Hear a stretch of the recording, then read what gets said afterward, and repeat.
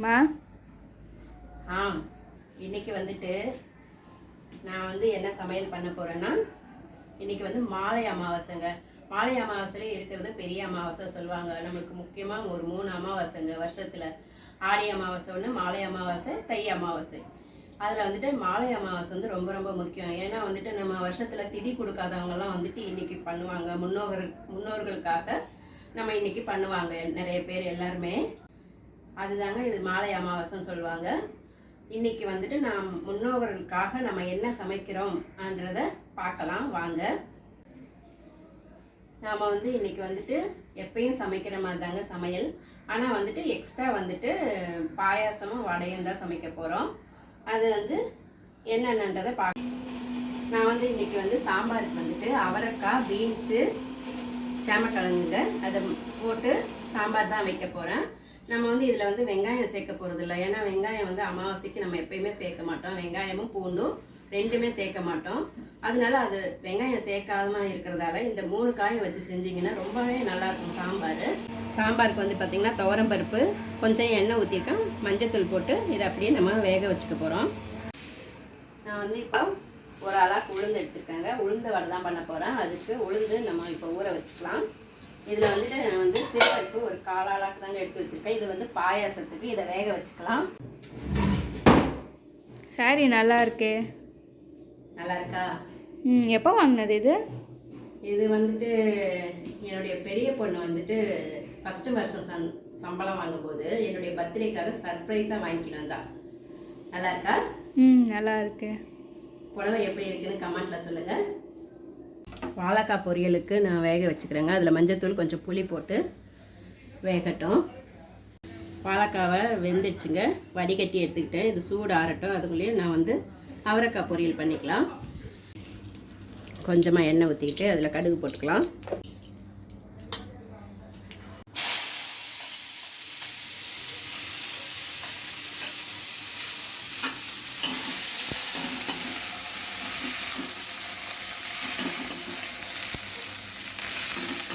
இதில் கொஞ்சமாக லைட்டாக தண்ணி தெளித்து வேக வச்சுக்கலாம்.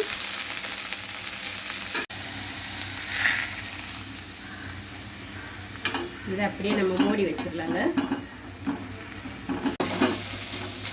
அவரைக்காய் நல்லா வெந்துடுச்சு. இப்போ வந்துட்டு இதில் கொஞ்சம் உப்பு போட்டுக்கிட்டு பெப்பர் தாங்க போட போகிறேன். ரொம்ப ஈஸியாக சீக்கிரமாக பண்ணிடலாம். இது டேஸ்ட்டு ரொம்ப நல்லாயிருக்கும். பெப்பர் கொஞ்சம் போட்டுக்கிறேன். இது நல்லா கலந்து விட்டுட்டு ஸ்டவ் ஆஃப் பண்ணிக்கலாம். மிளகுத்தூள் போட்டிங்கன்னா நீங்கள் வயிற்றில் இருக்கிற புண்ணு இதெல்லாம் வந்து கொஞ்சம் நல்லா ஆறிடும். அதுக்கெல்லாம் நல்லது. சிறுபருப்பு நல்லா வெந்துடுச்சுங்க. அதுக்கு தேவையான அளவு வெல்லம் போட்டு கொதிக்க வச்சுக்கலாம். சிறுபருப்பு பாயாசமும் நல்லா கொதிச்சு வருது. அவ்வளோதான். நம்ம ஸ்டவ் ஆஃப் பண்ணிவிட்டு முந்திரி மட்டும் வறுத்து போட்டுக்கலாம். கொஞ்சமாக நெய் போட்டு இது முந்திரி வறுத்துக்கலாங்க பாயாசத்துக்கு.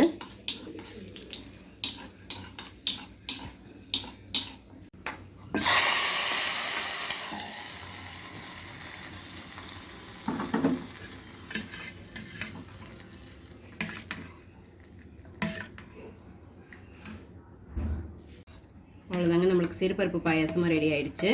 வாழைக்காய் பொரியல் பண்ணிக்கலாம்.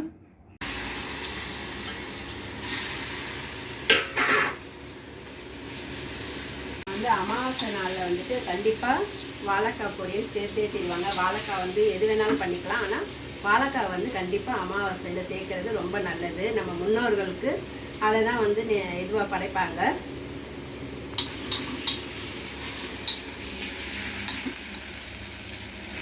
மிளகாத்தூள் கொஞ்சம் போட்டுக்கிறேன். இதுக்கு தேவையான அளவு உப்பு போட்டுக்கிறேன். இதையும் நல்லா கலந்து விட்டு நம்ம கொஞ்சம் ஸ்லோவில் வச்சு போக வர இது பண்ணோம்னா நல்லா முருகலாக வரும்.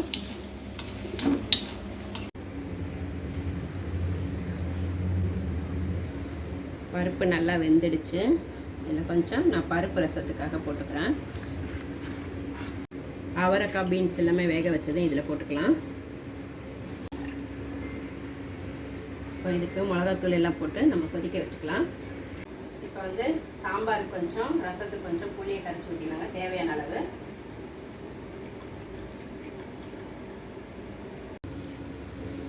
கருவேப்பிலை கொஞ்சம் போட்டுக்கலாம்.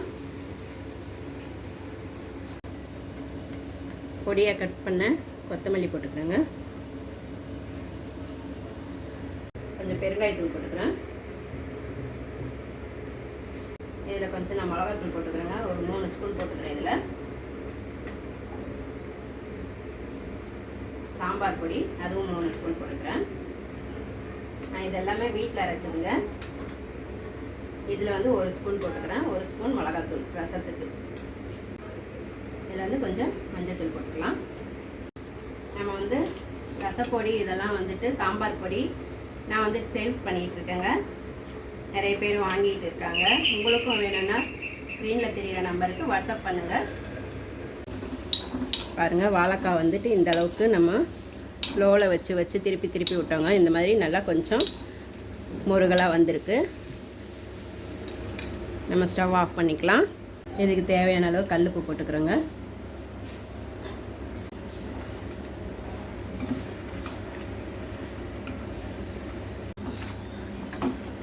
இதில் வந்து நம்ம சாம்பார் கொதி வந்ததும் நல்லா ஆஃப் பண்ணிடலாங்க.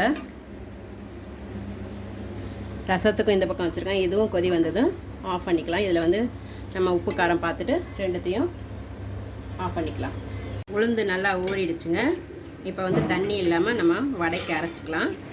லைட்டாக தண்ணி தெளித்து அரைச்சா போதும். ரொம்ப தண்ணி தெளிக்கக்கூடாது. உளுந்து நல்லா அரைச்சாச்சுங்க. இப்போ வந்து இதில் 1 ஸ்பூன் இருக்கிற அளவுக்கு பச்சரிசி மாவு போட்டுக்கிறேன். இதுக்கு தேவையான அளவு உப்பு போட்டுக்கிறேன், சால்ட்டு. இதில் வந்து கொஞ்சமாக கருவேப்பிலை கொத்தமல்லி போட்டுக்கிறேன். நம்ம பச்சை மிளகா போட்டுக்கலாம், இல்லைன்னா கொஞ்சமாக மிளகு தூள் போட்டுக்கிறேங்க. நான் பச்சை மிளகா போடலை.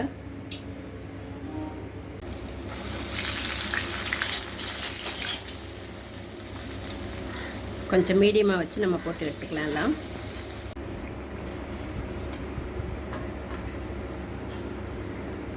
மெதுவடையும் ரெடி ஆயிடுச்சுங்க. இதே மாதிரியே எல்லாமே போட்டு எடுத்துக்கலாம். நம்ம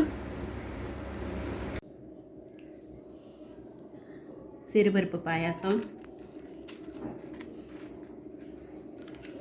மெதுவடை, அவரைக்காய் பொரியல், வாழைக்காய் பொரியல்,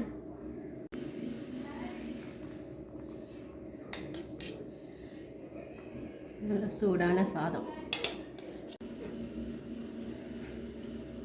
சாம்பார்,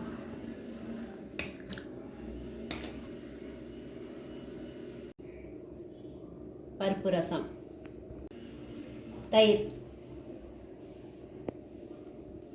மாலை அமாவாசை அன்னைக்கு இன்னைக்கு எங்கள் வீட்டில் செஞ்ச ஸ்பெஷல் இவ்வளோதாங்க.